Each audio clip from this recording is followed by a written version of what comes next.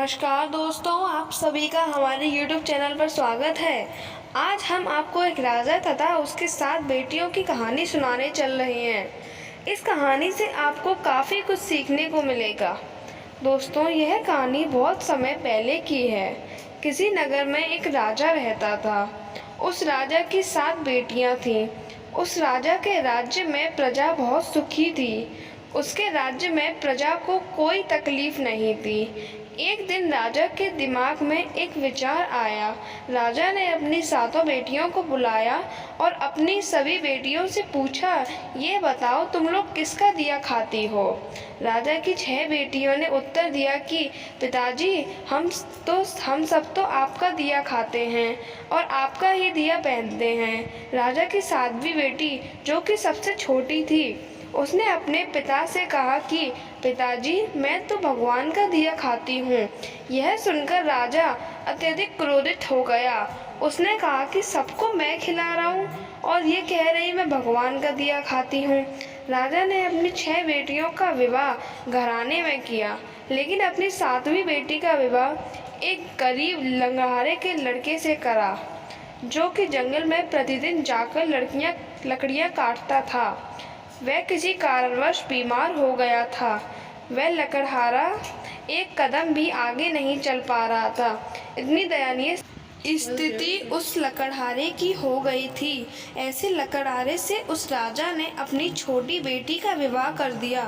राजा ने अपनी बेटी से कहा कि तूने ही बोला था ना कि तू भगवान का दिया खाती है, तो अब तू उसी का दिया खा। वह लड़की भगवान की इच्छा मानकर खुशी खुशी उस गरीब लकड़हारे के साथ रहने लगी।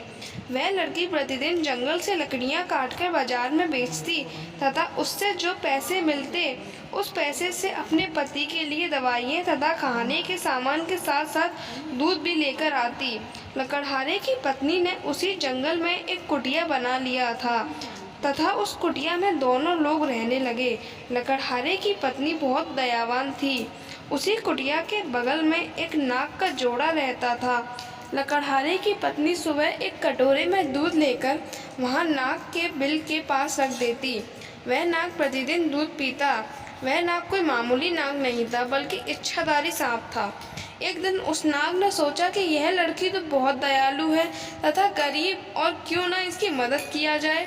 एक दिन उस नाग ने लकड़हारे की पत्नी के सपने में आकर कहा कि बेटी, जिस स्थान पर तुम दूध का कटोरा रखती हो, वहाँ पर तुम गड्ढा खोदना, तुम्हें बहुत सारी संपत्ति मिलेगी।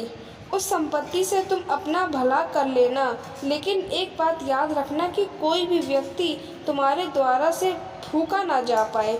लकड़हारे की पत्नी सुबह उठी और जिस स्थान पर नाग का जोड़ा रहता था, वहाँ पर उसने खोदना शुरू किया।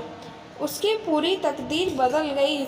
उसने इतना सोना मिल गया कि धन से उसने एक महल बनवाया। उसने पूरा नगर एक ही बसा लिया। वह प्रतिदिन भूखों को भोजन करवाती थी। उसका पति भी अब पूरी तरह से स्वस्थ हो चुका था।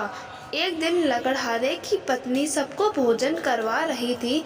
तब उसने देखा कि लाइन में सबसे पीछे उसका पिता तथा उसकी 6 बहनें भी लगी हुई हैं। उसने सबको पहचान लिया और अपने पिता से पूछने लगी कि पिताजी, आपकी ऐसी हालत कैसे हो गई। उसके पिता ने कहा कि बेटी, मेरा सारा राजापद छीन गया। तुम्हारी इन 6 बहनों को इनके पतियों ने धक्का मारकर अपने राज्य से बाहर निकाल दिया। अब हम सबकी यह दशा हो गई है कि हमें भी लाइन में लगकर भोजन करना पड़ रहा है। उन सबकी ऐसी परिस्थिति देखकर लकड़हारे की पत्नी ने अपने पिता तथा अपनी 6 बहनों की मदद की तथा उसने अपने पिता से कहा कि देखो पिताजी, मैंने कहा था ना कि हम सब भगवान का दिया खाती हैं। उसके पिता ने कहा, तुमने सही कहा था। अब मुझे भी विश्वास हो गया कि हम सब भगवान का दिया खाते हैं। शिक्षा। दोस्तों, आपको यह कहानी पढ़कर बहुत कुछ सीखने को मिला होगा। दोस्तों, इस धरती पर जब कोई बच्चा जन्म लेता है तो वह अपने भाग्य को भी अपने साथ लेकर आता है। वह किसी के भरोसे नहीं रहता है, क्योंकि सबका पालनहार वह परमेश्वर है। जो कुछ होता है सब कुछ उसी की इच्छा से होता है।